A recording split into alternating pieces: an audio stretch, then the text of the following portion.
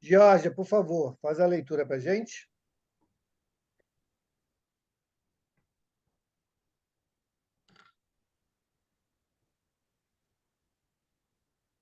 Cadê? Georgia caiu? Georgia caiu. Georgia sumiu. Pode, então, ler para a gente, Carol? Posso? Só me refresca qual é o número da... 36. 36. 36. Assume contigo próprio o propósito de desincumbir-te. Assume contigo próprio o propósito de desincumbir-te, bem, de todos os teus compromissos, com ordem e sem pressa. Quem valoriza o que faz, dá-lhe beleza e sentido, melhor realizando. Todo serviço é nobre, por mais insignificante que seja considerado, ou por mais humilde se apresente. O universo e o verme, tão diferentes e antagônicos, são importantes na criação divina. Realiza cada tarefa com respeito e prazerosamente. Ok. Quer comentar? Eu acho que foi para mim. Eu acho que foi para mim. Porque, bom, as crianças estão resfriadas e hoje foi o dia inteiro correndo, com a sensação de que nada que eu fiz surtiu efeito algum. Eu arrumava um cômodo, de repente, quando eu ia para o outro, o que eu tinha acabado de arrumar já estava todo bagunçado de novo. E fiquei com aquela sensação mesmo de, caramba, que trabalho inútil o meu, né? Mas alguém tem que fazer. Alguém tem que cuidar da criança quando as crianças ficam doentes, né? Mesmo sendo complicado, mesmo sendo quase enxugar gelo, é de suma importância. Eu caí, eu acho que não foi por acaso, né? Pois é. Então, Georgia, para você não perder a função de hoje, você faz a prece de encerramento, tá bom? Eu posso fazer um comentário até em cima do que a Carol falou? Pode. Porque aqui no penúltimo parágrafo, a Joana coloca para a gente: o universo e o verme, tão diferentes, antagônicos, são importantes na criação divina. Aí, Carol, você não está secando gelo, não. Eu já passei por isso também. Não é secar gelo, não. Tudo que nós fazemos parece cansativo, e principalmente quando a gente está criando filho, ou parece que não tem sentido, mas tudo tem um sentido, né? Não que o que você está fazendo seja um verme, nada disso, mas tudo tem um sentido e não é cansativo. Lá na frente você vai falar assim: oh, que bom que eu fiz isso, que bom que eu tive a oportunidade de várias vezes refazer, fazer, refazer, né? Não é à toa que nós recebemos esse dom divino de ser mãe. Tá? Faço a prece sim, Mal. No final. Final, a prece é sua. Vamos, então, fazer a nossa prece de início dos trabalhos. Ulisses, por favor. Boa noite. Senhor Jesus, nosso exemplo maravilhoso, fique conosco durante essa noite, para que a gente tenha a compreensão das palavras que vão ser lidas hoje, das dúvidas que serão esclarecidas. Fique presente junto com os bons espíritos, nos acompanhando, para que nada venha a nos perturbar, para a gente ter clareza com todo esse ensinamento maravilhoso, que só tenho que agradecer, acho que todos também, e que a gente tenha uma noite muito proveitosa. Muito obrigado e graças ao Senhor que a gente consiga ter uma linda noite. Obrigado, Ulisses. Eli, você prepara uma musiquinha para o final, tá? Para não deixar o pessoal com água na boca. Então, vamos lá, pessoal. Vamos para nosso estudo. Pergunta 768 do Livro dos Espíritos. 769. 769, perdão. Boa noite a todos. Vida de insulamento. Voto de silêncio. 769. Concebe-se que, como princípio geral, a vida social esteja na natureza. Mas, uma vez que também todos os gostos estão na natureza, por que será condenável o do insulamento absoluto, desde que cause satisfação ao homem? Satisfação egoísta. Também há homens que experimentam satisfação na embriaguez.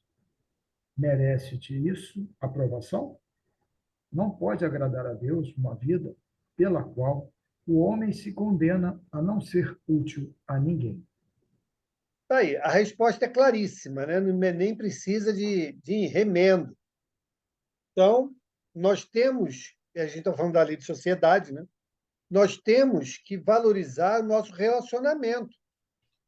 Não basta só estar na vida, né? Não basta buscar usufruir o que a vida tem para lhe dar sem levar em consideração a nossa contribuição em relação ao outro.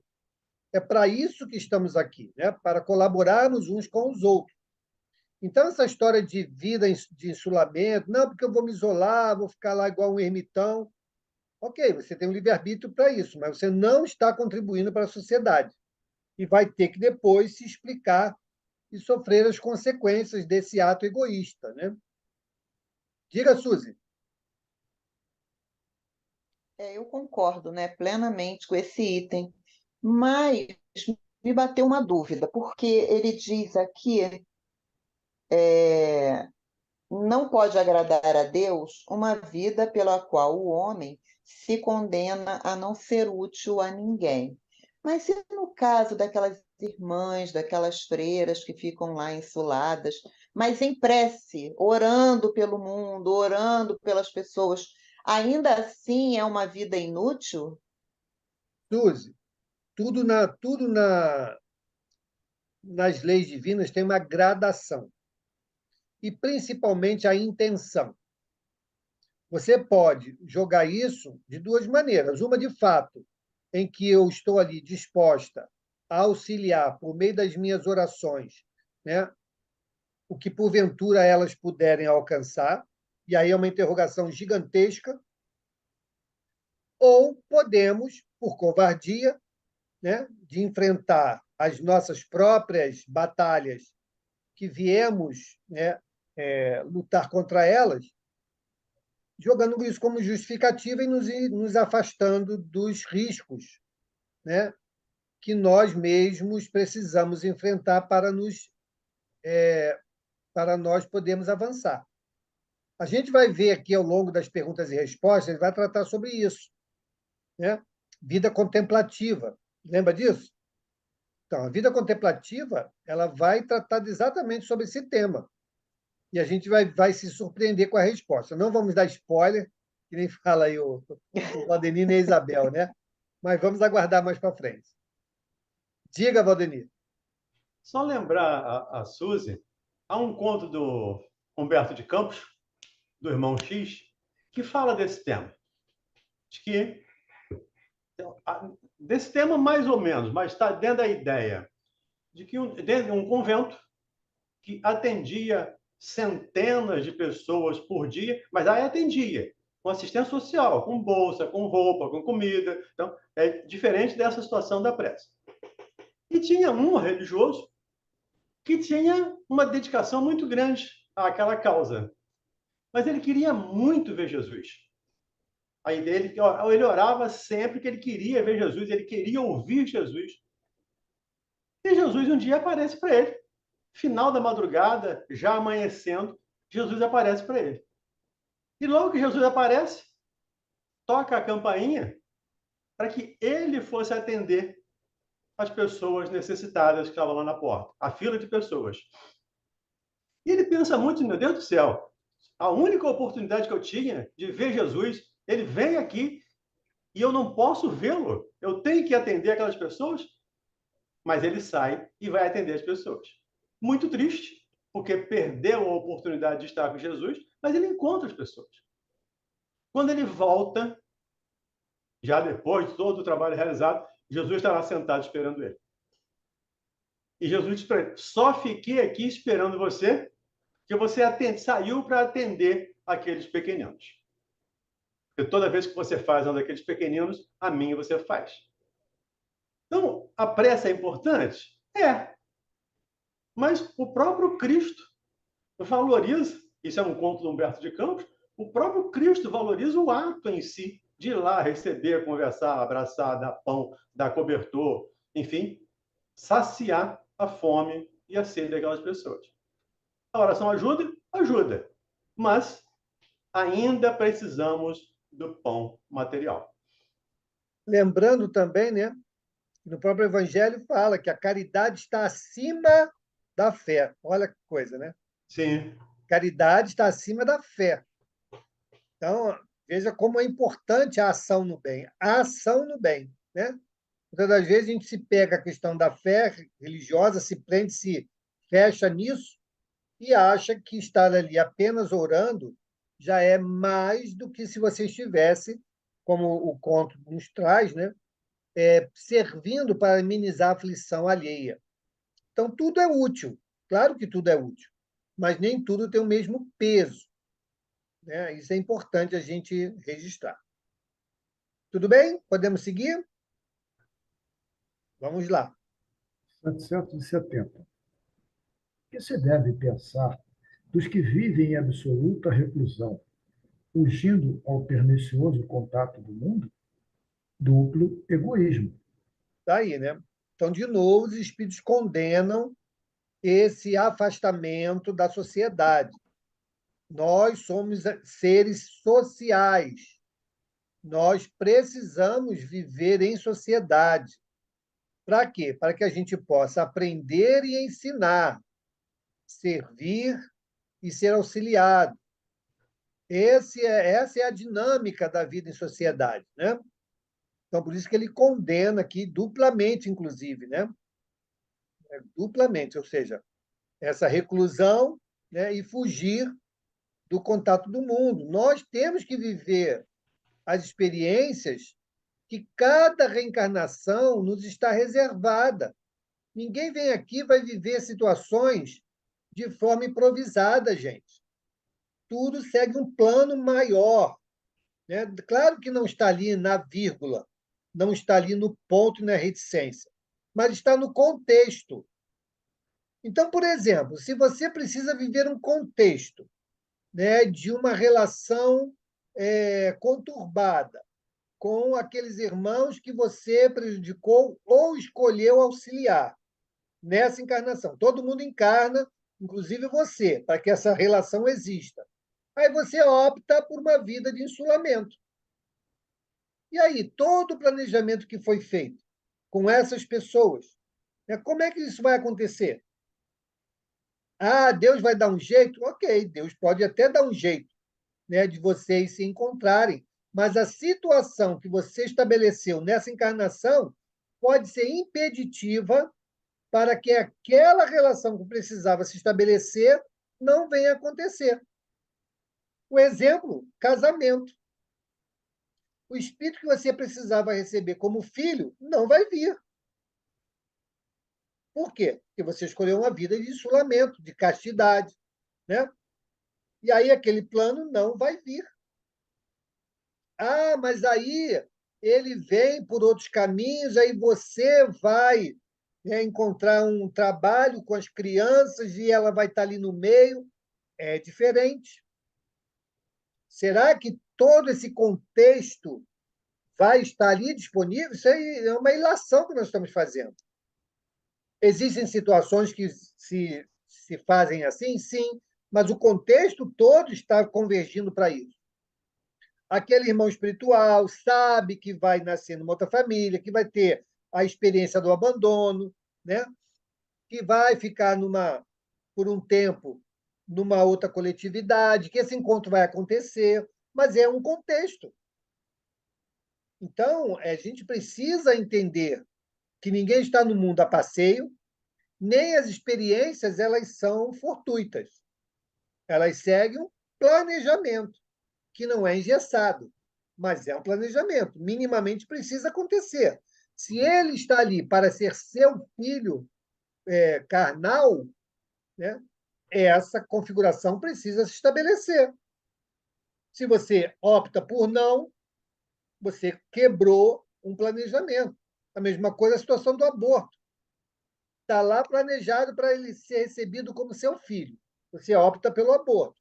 Você quebrou o planejamento. E ainda bota na bagagem um pouquinho mais de dívidas, né?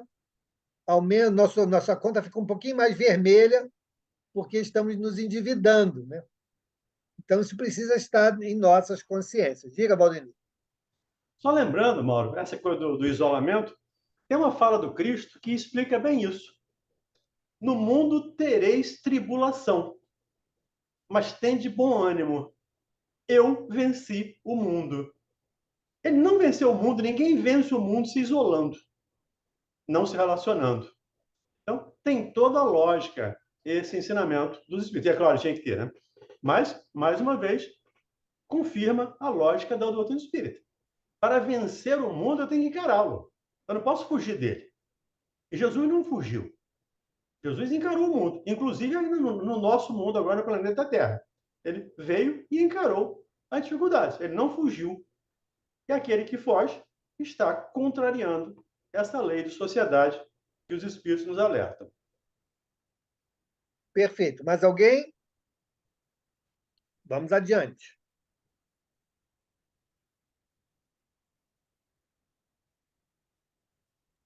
Tá mudo, Ronald. 770A.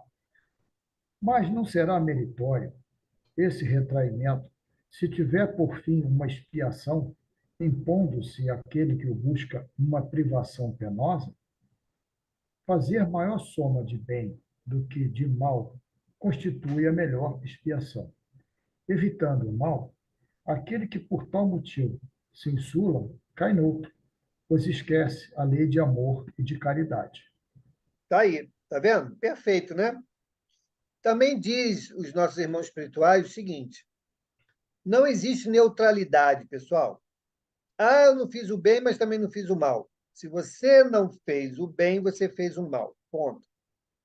Então, não existe essa história da neutralidade. Nós sempre estaremos, de alguma maneira, somando ou subtraindo em nossas experiências. Ok? Então, isso é muito importante. E aí ele fala aqui, ó, Kardec ainda tenta, né, achar, baseado um pouquinho no que a Suzy falou, né, ainda tenta achar ali algo meritório, né, de alguém que, porventura, tenha nessa reencarnação uma oportunidade de viver de forma isolada, mas como sendo uma expiação. E aí eles respondem com total clareza, né? Ele fala aqui, ó, maior expiação é fazer o bem. Então, é isso que nós temos que fazer, né? Claro que estamos longe da perfeição, sabemos disso, mas nós temos que exercitar o bem, porque vai chegar o dia que isso vai ser natural em nós. Hoje nós ainda temos que pensar, hoje nós ainda temos que escolher, hoje a gente tem que fazer uma opção de coisas de forma mecânica, pensada, né? Decidindo sempre em fazer uma coisa e outra, para então, em alguns momentos, escolhermos fazer o bem. Vai chegar um momento que nós não vamos ter essa dúvida. Todas as nossas ações, pensamentos, palavras e atos será convergido para o bem. Não teremos dúvida, né? Então, estamos caminhando para isso. Primeiro, estamos buscando entender. Depois, vamos interiorizar. E depois, vamos materializar nas nossas ações. Tudo bem? Podemos seguir, pessoal? Mas, Mauro, deixa Oi. eu perguntar uma coisinha. A melhor expiação consiste em fazer só maior soma de bem. Fazer o bem não é uma expiação, né? Não, então, mas o que ele está dizendo aqui é o seguinte, olha, fazer a maior soma de bem do que de mal, constitui a melhor expiação. Por quê? Como nós somos seres imperfeitos, é mais natural, mais fácil fazermos o quê? O bem ou o mal? Fazemos o bem, claro. Não, Mais não. fácil Fazemos fazer o o mal. mal. Mais Nós fácil fazer fazemos o o mal. mal. Sim, fazer o mal. Somos É espíritos verdade. imperfeitos, não é? É, Somos espíritos imperfeitos. Estamos ainda em isso. trajetória de evolução. Então, é É, mais fácil fazermos o mal. Então, para fazermos o bem, nós temos que lutar para isso. Temos que, correto. temos que vencer as nossas dificuldades. Essa é a comparação da expiação que ele fala. Então, a melhor expiação para o momento que estamos é fazer o bem, porque não é fácil fazer o bem. Verdade. Né? Então, é nesse sentido que ele está falando. É isso aí. Vamos adiante, pessoal? 771. Só aí, Mauro, só para complementar a fala do Pedro, Pedro. também pode ser expiação. Porque a partir do momento que eu estou fazendo o bem, estou reparando alguma coisa que eu fiz. Então, expiação é pagamento, não é castigo. Porque a gente imagina expiação como castigo. É só um saldar de dívidas. Então, eu posso estar fazendo bem e estar passando por uma expiação fazendo bem também. Só lembrando que, nesse caso, né, Valdemir, como você trouxe bem, esse fazer o bem vai depender de um esforço bem grande nosso, né? Claro. Porque se fosse algo já natural, já não seria nem expiação, né? Já estaríamos vivenciando a mensagem com naturalidade. Vamos lá, Pedro, Ronald? 771. O que pensar dos que fogem do mundo para se voltarem ao mistério de socorrer os desgraçados? Esses se elevam, rebaixando-se. Eles têm o duplo mérito de se colocarem acima dos gozos materiais e de fazerem o bem obedecendo à lei do trabalho. Está aí, está vendo só a diferença? Olha a diferença desse isolamento. Kardec pergunta: que pensar dos que fogem do mundo para se dedicarem a socorrer os desgraçados? O que é fugir do mundo nesse sentido, pessoal? Vamos pensar um pouquinho aqui. O que é o fugir do mundo nessa pergunta de Kardec? É a mesma condição das perguntas anteriores? Não, eu acho que é uma pessoa que se volta para a caridade total, Isso. Ou seja, ela abre mão, ela consegue suplantar os apelos do mundo. Aquilo que o Valdemir falou na palavra de Jesus. Eu venci o mundo. Como? Não se deixou seduzir pelas coisas do mundo. Então, ele superou nesse sentido. Não. Por que eu vou perder meu tempo com isso se eu posso dedicar esse tempo a amenizar a dor, a trazer esperança, né? Uma série de outras ações que, com certeza, vão me edificar? É exatamente esse o ponto, né? Então, quando Kardec faz essa pergunta, os espíritos respondem exatamente nesse sentido. Olha, esses se elevam, rebaixando-se. Olha só, esses se elevam, rebaixando-se. Vamos a alguns exemplos? Deixar de ir a uma balada, como os jovens gostam muito de falar, né? Para se dedicar a uma caridade, uma Para entrega de ficar uma sopa. velando, por exemplo, um doente que está no hospital. Olha, eu vou só trazer um exemplo, tá, gente? Não tenham isso como supremacia da perfeição, não é isso. Mas na nossa casa nós temos vários frequentadores. E tivemos frequentadores que precisaram passar por cirurgia, ficar internado, e não tinham quem os acompanhasse no hospital. Trabalhadores da nossa casa se ofereceram para fazer lá o seu plantãozinho para estar com nossa companheira no hospital. Olha que coisa maravilhosa. Abriu mão da convivência em família, abriu mão de outras coisas que poderiam estar ali para que ele pudesse fazer, para estar velando junto a alguém, prestando ali o apoio, né? A ação da caridade. Então, é nesse sentido que a gente abdica do mundo para podermos prestar o auxílio que está ao nosso alcance. É esse o sentido que a gente tem que levar em consideração. Diga, Elia. Eu pensei nos Médicos Sem Fronteiras, né?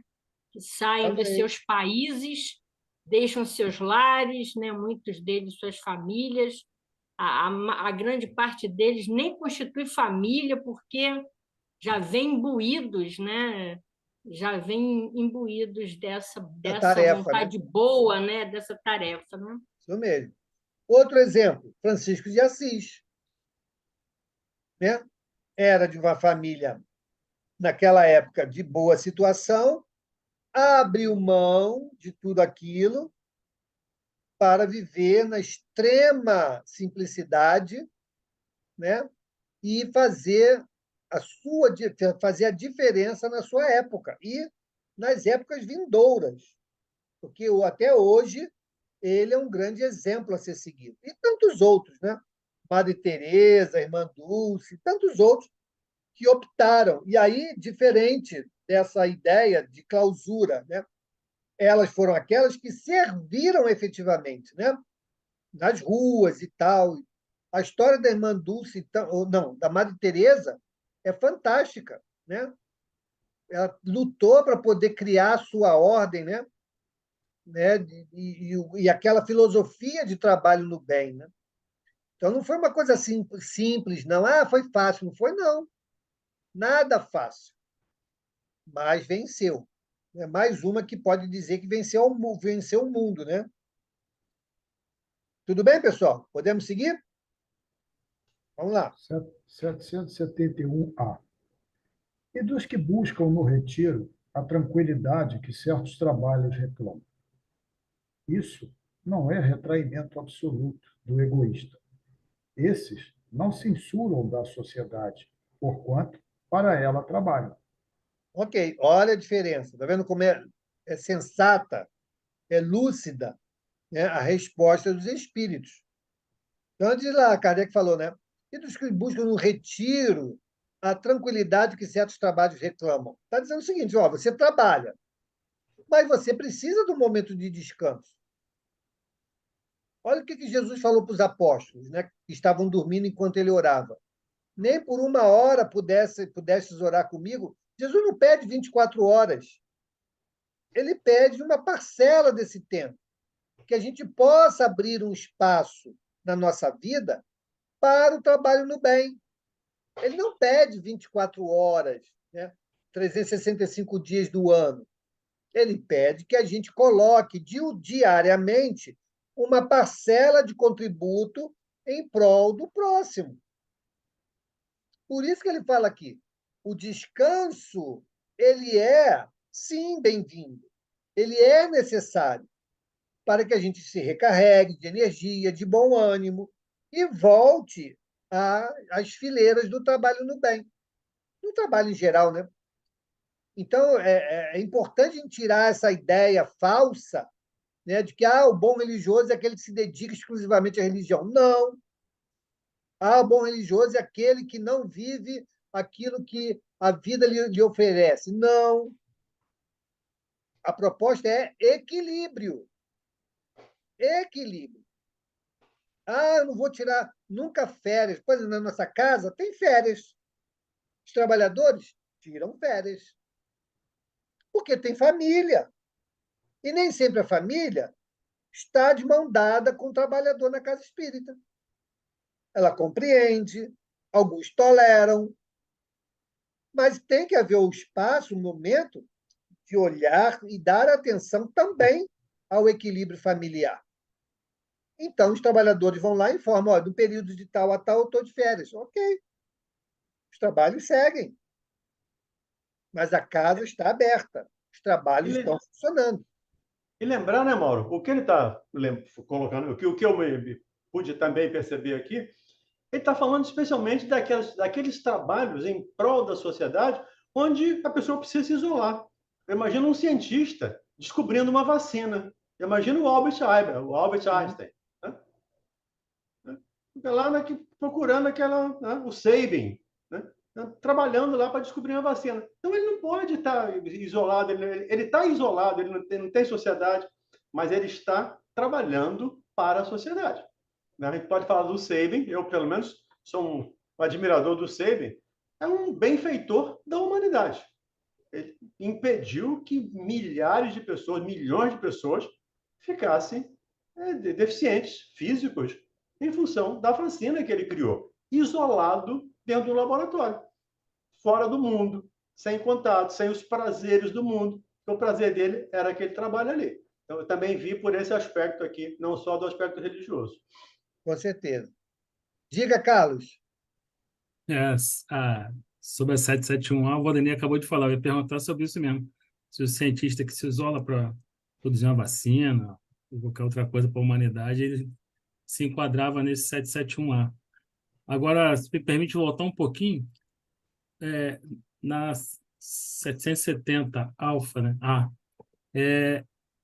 Eu estava lendo um pouco antes de começar aqui, eu estava lendo um trecho de uma revista espírita. Aí ele faz um comparativo lá da vida espiritual e vida material, né?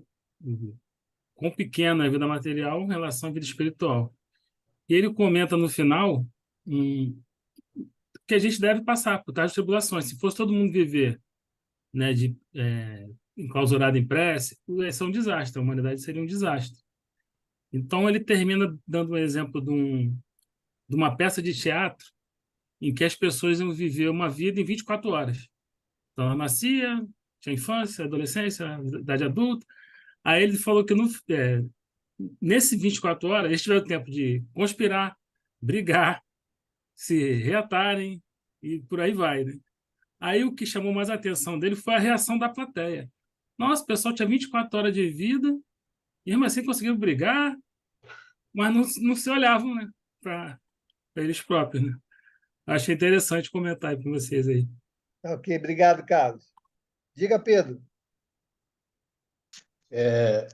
Muita gente pensa que a Comerge é um retiro, mas que, na verdade, não é. Para quem não conhece, a Comerge é a confraternização das mocidades espíritas do estado do Rio de Janeiro no período do Carnaval, né?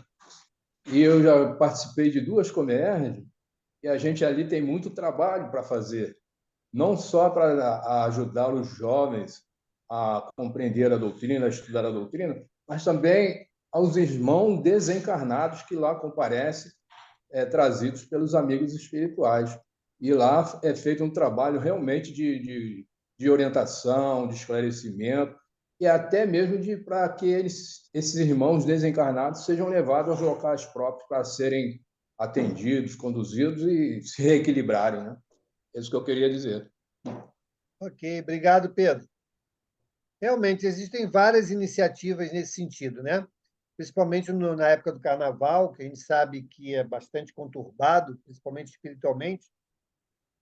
Muitos polos se formam, né, para, na verdade, se transformarem em centros de tratamento, né?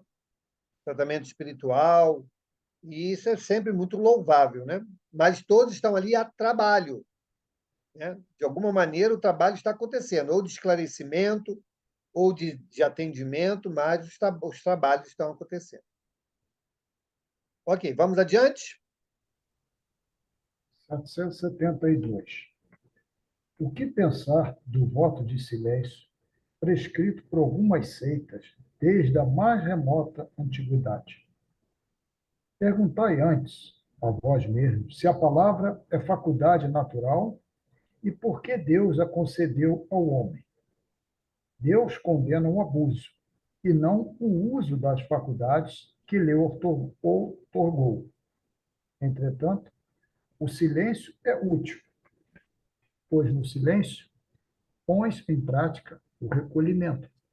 O teu espírito se torna mais livre e pode entrar em comunicação conosco. Mas o voto de silêncio é uma tolice. Sem dúvida, obedecem à boa intenção os que consideram essas privações como atos de virtude.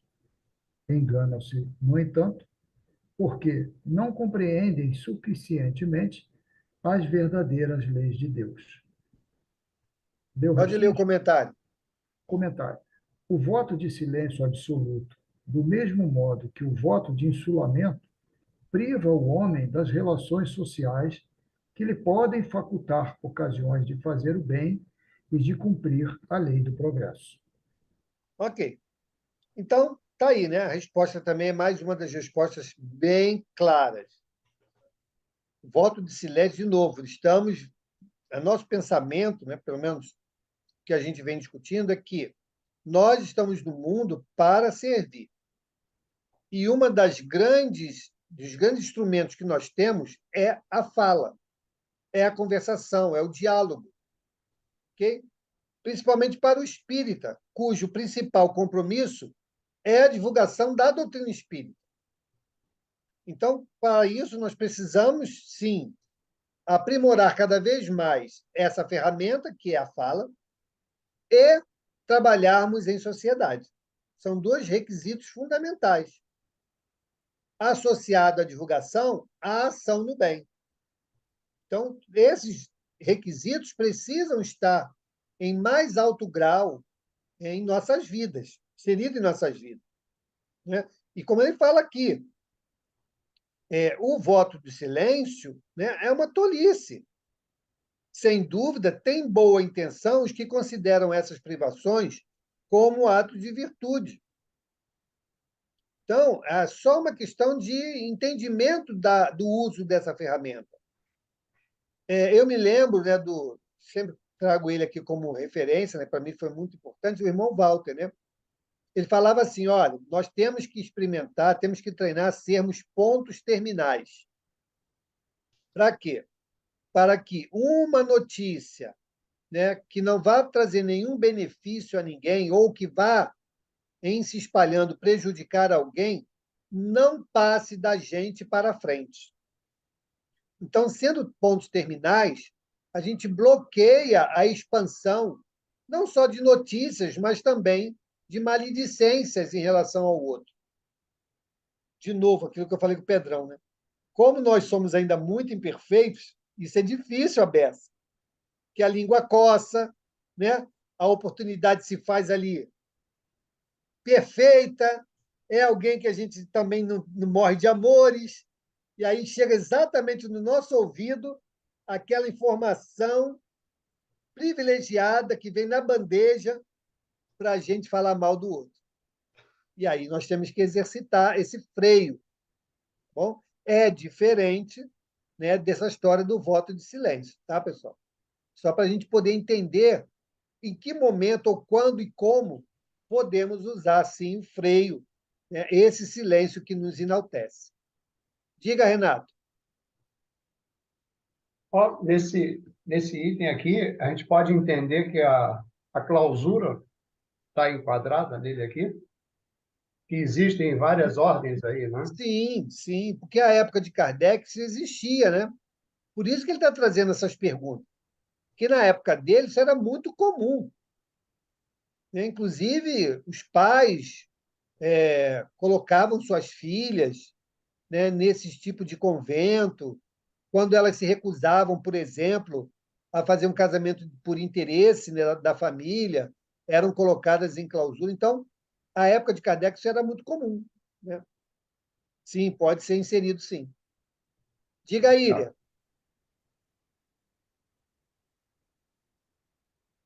Abre o áudio, Iria. Professor Mauro, no caso ainda do silêncio e de isolamento, eu fiquei lembrando Buda. Buda teve uma vida que ele isolou-se para iluminar-se, buscar a iluminação. É considerado como nesse caso? Eu sei que ele abandonou o filho, a esposa. Tem um livro que eu até li que ele havia combinado com a esposa muito tempo antes de sair de casa, dizendo que ele não queria mais fazer sexo. Então, combinaram entre os dois que não iam mais fazer. E um tempo depois, ele resolveu abandonar tudo e foi para as montanhas se isolar e meditar. Como é considerado nesse caso? Olha, dentro do que nós estamos estudando, está incluído exatamente numa visão egoísta. Agora, dentro do que nós estamos estudando, tá? Agora vamos lá às interpretações. Estamos vivendo em culturas diferentes, estamos analisando culturas diferentes. Ele, com certeza, foi um iluminado daquela cultura.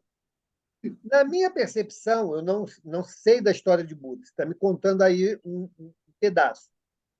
Dentro desse pedaço que você está me dizendo, na minha percepção, ele era alguém que não tinha como compromisso formar família.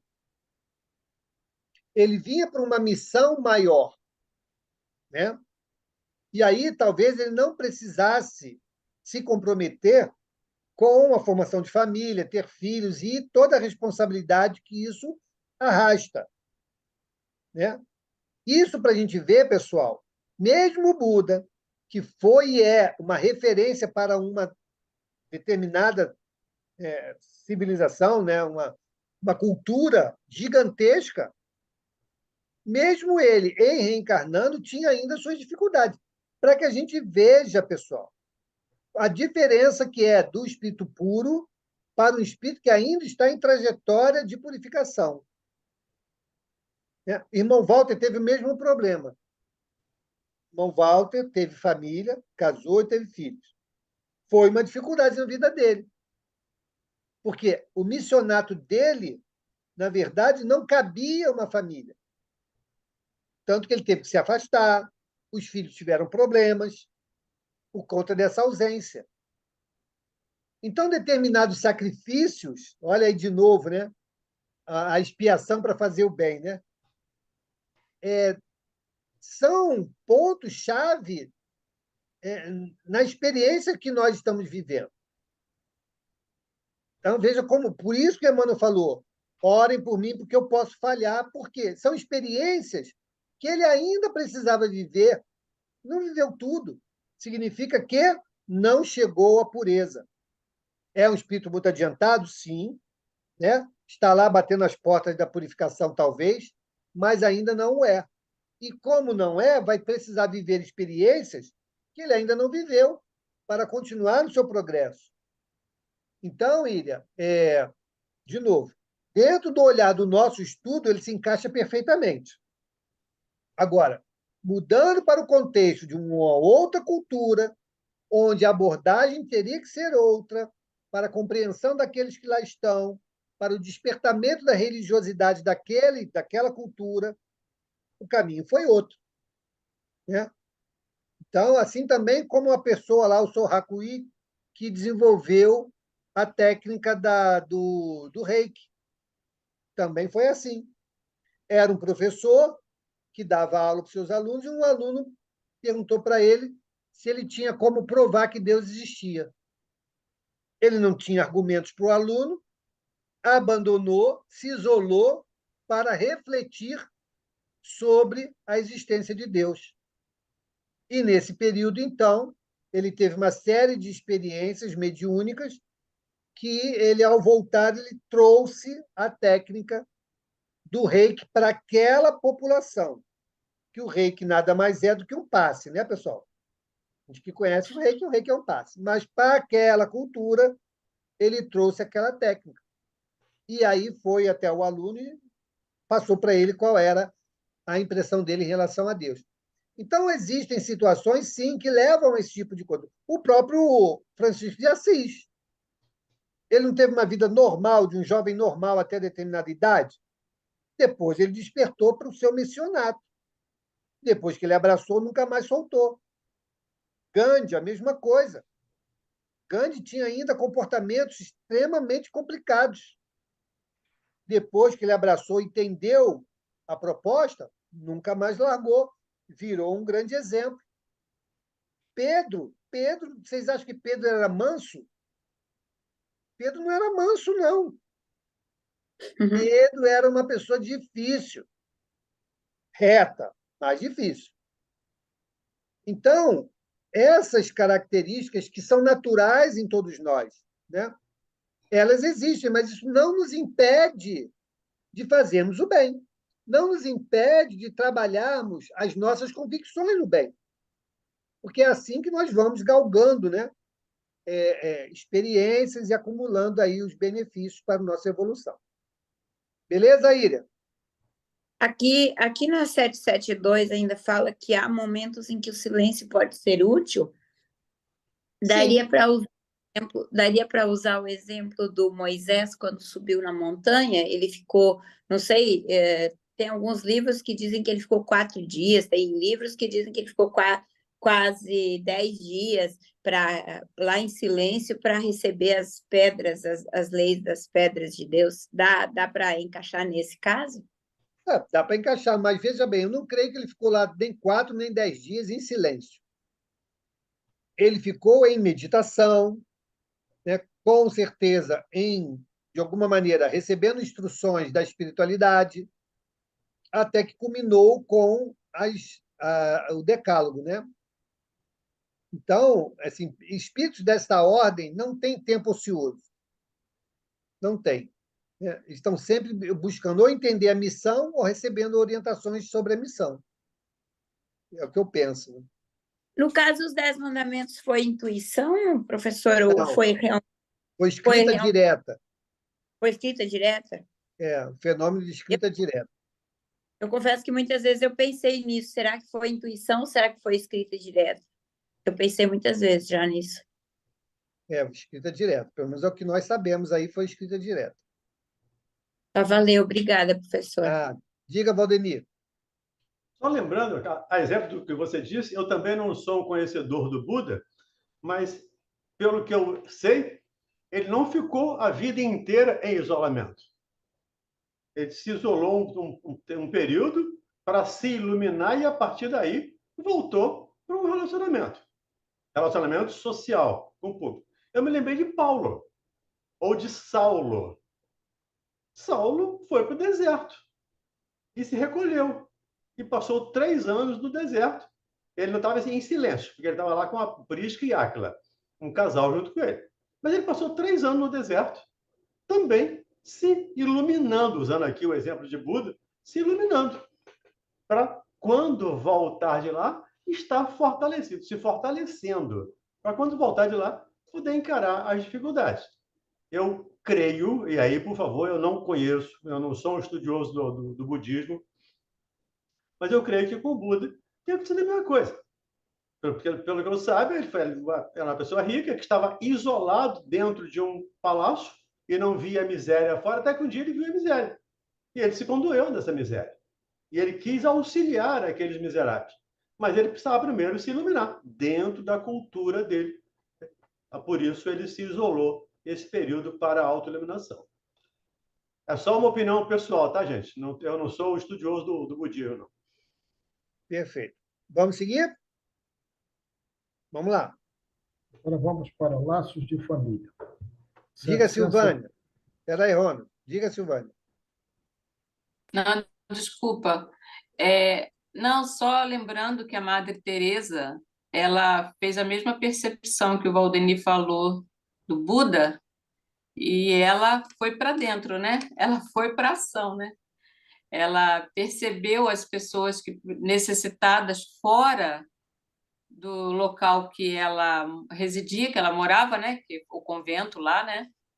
E ela, a partir do momento que ela viu, ela começou a agir, ela quis ajudar e foi para cima, né? Ela não voltou, não recuou, né? Não se isolou. Ela foi para a ação. Já foi diferente, não é isso? Foi um outro comportamento diante do mesmo fato, né? Uns buscaram a iluminação interior através das meditações. O outro também buscou a iluminação por meio da ação no bem. Né? Agora, eu creio, não sei também, não sei, tá, pessoal? O pessoal que estuda aí Buda talvez possa falar melhor. Mas eu não creio que ele também não tenha feito nada diretamente àquelas pessoas a quem ele se condoeu. Até porque, para que ele seja essa referência, ele deve ter dado exemplos, né? E esses exemplos é que o tornou essa referência, né? Até hoje aí no povo indiano. Inclusive, a dona Joana de Anjos fala muito bem dele.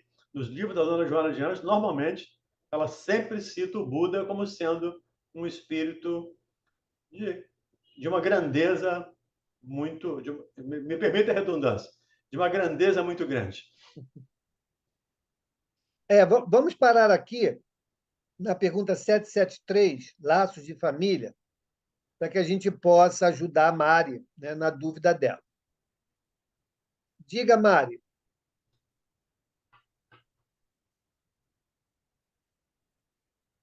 Oi, Oi. tá me escutando? Sim.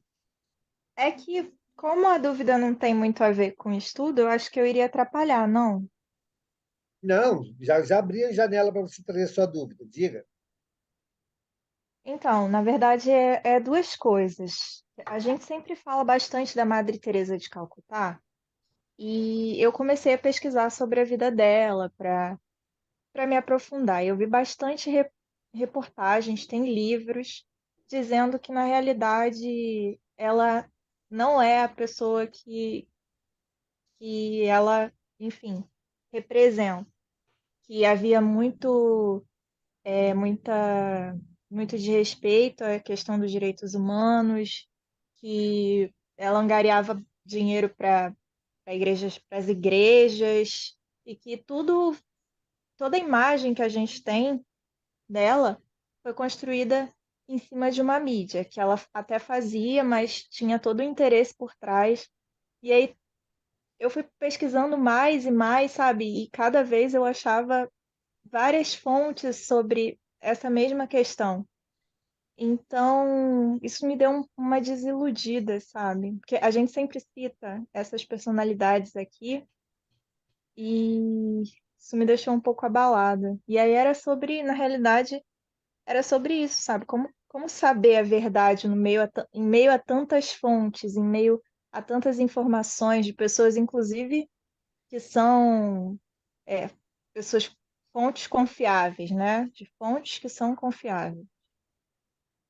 Essa questão da fonte confiável depende muito da nossa avaliação em relação a ela, né? Então, eu não sei quais foram as pesquisas que você fez em relação à vida da Madre Teresa de Calcutá, mas mesmo que ela tenha enveredado para essa se permitir uma exploração no bem que ela estava fazendo, ela fez muito bem, né? Então, ela fez a parcela dela. E lembrando, né, estávamos falando isso aqui hoje, se nós não somos espíritos puros, nós ainda estamos a caminho. Se estamos a caminho, poderemos tropeçar, mesmo na atividade do bem. Poderemos tropeçar, né? Mas isso não invalida o bem que fizermos. Né? Lembrando que todo o bem que você faz é seu advogado onde você estiver. Né? Então, a gente precisa aquela parábola do mordomo infiel, né? Então, aquela história da parábola do mordomo infiel. Mas você ia perguntar algo sobre o Chico, não foi? É a mesma linha, né? Lançou inclusive uma série, não sei se vocês viram no Star Plus, do Chico Ainda não. Xavier. Sério, Mas vejam, o então, primeiro episódio é a coisa mais linda. Mas sobre o Chico, eu tava vendo a série, e aí fala que ele foi muito vítima de difamação, de coisas assim, foi. né? E aí eu fui atrás também, porque eu gosto de saber os dois lados. Eu gosto de ver Não, para mim ele é um ícone, a Madre também. Mas vamos ver também o que os outros falam, porque as Sim, pessoas têm coisas contra, né? sim. E aí tinha uma parte da vida do Chico, que eu acho que todo mundo sabe, né? Que foi aquela médium, a Otília, na qual eles fizeram uma reportagem para poder captar o fluido, aquela materialização, né? E a reportagem era sobre isso. Contou com 13 médicos, teve todo um preparo. E aí no final, e aí eu vi as fotos assim também, né, do ectoplasma saindo, e a crítica do jornal dizia que aquilo era uma falsificação, o que eu acho estranho, porque o Chico, para que ele iria falsificar algo, né? Porque ele não conseguiu dinheiro com nada disso. Mas aí eu fui ver as fotos, assim, realmente era estranho as fotos, né? Parecia mesmo, porque eles falavam que era um lençol e que não era nada de fluido e tal. Aí eu entrei, inclusive, eu acho que foi em um site espírita mesmo, no qual tinha toda a descrição, tudo certinho, e cada ponto, por que que o jornal estava mentindo e difamando a imagem do Chico. Mas mesmo assim, isso, mais uma vez, eu fiquei pensativa a respeito disso, né? Sobre Carol, essa o questão. Mário, o próprio filme que fizeram sobre a vida do Chico, ele foi feito com a intenção inicial de desmascarar o Chico. E, ao longo das filmagens, eles foram se apercebendo de que não tinha como, né? Aquele episódio que passa dos dois repórteres que vão lá, aquilo aconteceu de fato na vida do Chico, né? Sim. E agora, existem sim espíritos desencarnados e encarnados com o propósito de denegrir, né, de macular tudo aquilo que venha, de alguma maneira, a fortalecer a mensagem do cristianismo. Então, muitos desses irmãos, né, nas mais variados segmentos religiosos, sofreram desse tipo de ataque. Então, sim, nós temos que ter muito cuidado, né, como diz no Livro dos Médiuns, né? Nós devemos recusar 9 verdades a aceitar uma mentira.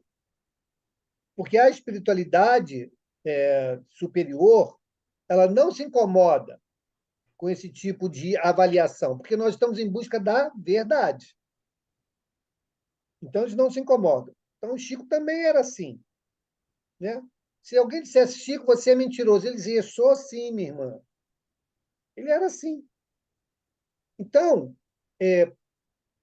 quem conhece, teve até um escritor que lançou vários livros biográficos do Chico, eu não lembro o nome dele, o Valdemir deve saber. Marcel Souto Maior. Isso. Ele até hoje, ele se diz, até hoje, ele não se diz espírita, nem, mas ele reconhece, né, as proezas que o Chico fazia, né, e fala várias questões ali que tentaram imputar ao Chico uma mentira, uma fraude, né, e aquilo caía por terra, né, porque o Chico vivia a verdade espiritual, assim como a doutrina espírita. Quantos detratores da doutrina espírita estão até hoje aí dizendo que é uma mentira, que é uma farsa, que não existe? E ela passa serena diante de tudo isso. Então, Mari, acho louvável suas pesquisas, né?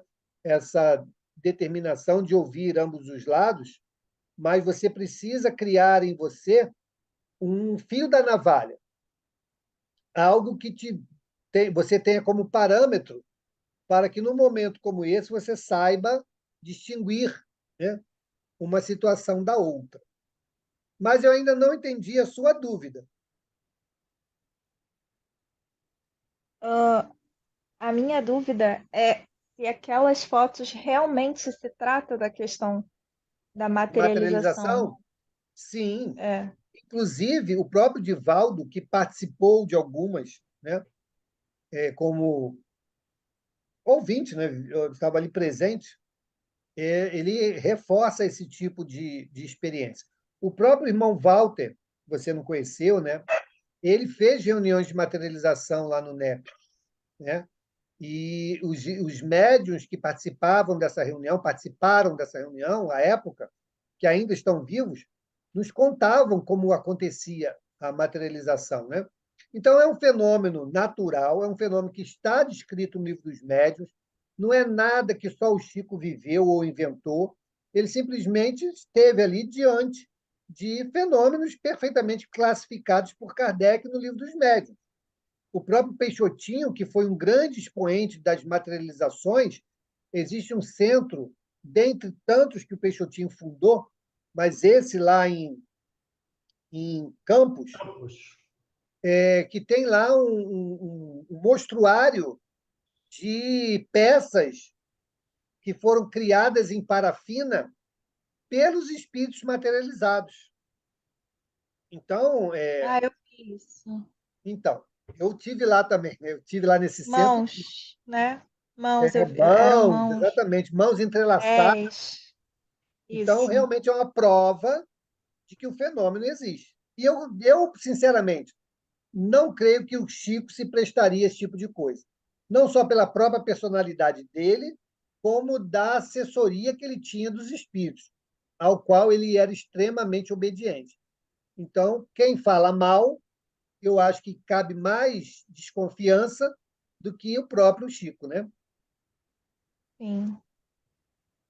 Mauro, lembrando, é só uma fala do Freud, né? Se o Pedro me fala do João, eu sei mais do Pedro do que do João. Então, a gente tem que ter muito cuidado com essas informações, porque eu vou saber muito mais de quem está falando do que de quem ele está falando. Então, a gente tem que ter esse cuidado. Verdade. Diga, Ronald. Inclusive, vocês falaram do Chico, teve recentemente, tem até um vídeo, estava até pesquisando essa semana, aquele ator, Nelson Xavier, que interpretou, né, o Chico, e ele falando como modificou a maneira dele agir, de pensar, porque ele, para interpretar o Chico, ele teve que fazer estudos, teve que pesquisar, não? Mas como internalizou aquela pureza do Chico, aquela bondade do Chico na vida dele, ele se modificou, ele agora eu sou outra pessoa, ele percebe isso, a fala mansa dele, realmente foi assim um personagem escolhido assim, acho que pela espiritualidade para interpretar o Chico. Verdade. Diga, Pedro. Com relação aos repórteres do Cruzeiro, a revista O Cruzeiro, o Chico já sabia antecipadamente do que eles queriam, né?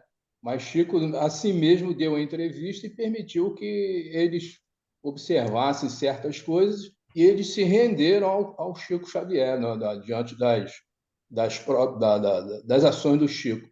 Agora, tem diversos vídeos aí no YouTube que o Arnaldo Rocha foi um amigo fiel do Chico Xavier, ele conta as histórias sobre Chico Xavier que a gente tem assim uma certeza do que foi realmente Chico Xavier. Não tenho assim nenhuma dúvida quanto a isso. Perfeito. Obrigado, gente. Obrigado, Pedro. O Arnaldo Rocha, só para concluir, o Arnaldo Rocha dirigia a reunião mediúnica que o Chico trabalhava. Exatamente. Ele era o dialogador da reunião. E livro Instruções Psicofônicas. Isso, perfeito. São 2 volumes.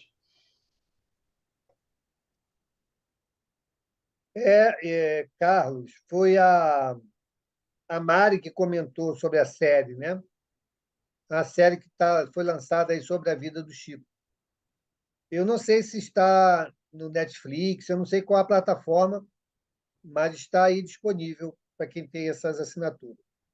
Ela comentou Star Tá Plus. no Star Plus. Star Plus, né? Ok. Isso.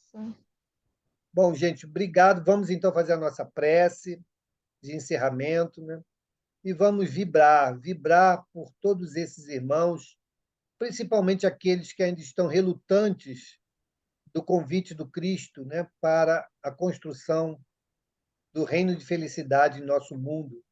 Esses sim precisam muito das nossas preces, assim como nós mesmos precisamos das preces uns dos outros, para que possamos nos fortalecer diante desse chamamento ao qual todos nós fomos convidados. Que a nossa irmã Geórgia possa ser a nossa porta-voz do nosso agradecimento da noite de hoje. Mauro, só mais uma coisinha, desculpa aí.